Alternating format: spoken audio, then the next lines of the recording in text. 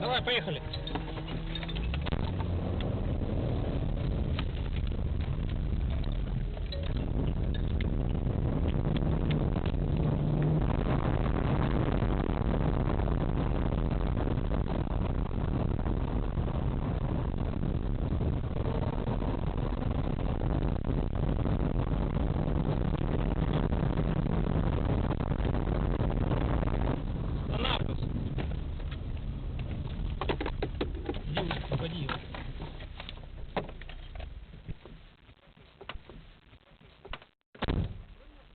Водительская есть?